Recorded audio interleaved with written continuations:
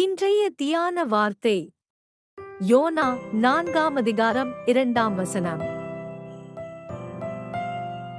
கர்த்தரை நோக்கி விண்ணப்பம் பண்ணி, கர்த்தாவே, நான் என் தேசத்தில் இருக்கும்போதே நான் இதைச் சொல்லவில்லையா?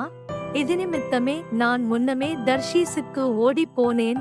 நீர் இரக்கமும் மன உருக்கமும் நீடிய சாந்தமும் மிகுந்த கிருபையுமுள்ளவரும் தீங்குக்கு மனஸ்தாபப்படுகிறவருமான தேவனென்று அறிவேன்.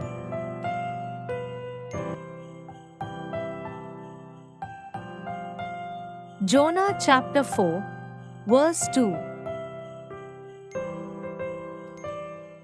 And he prayed to the Lord and said, O Lord, is not this what I said when I was yet in my country? That is why I made haste to flee to Tarshish, for I knew that you are a gracious God and merciful, slow to anger and abounding in steadfast love, and relenting from disaster. இயேசு கிறிஸ்து உங்களோடு இன்றும் என்றும் இருப்பாராக. ஆமென்.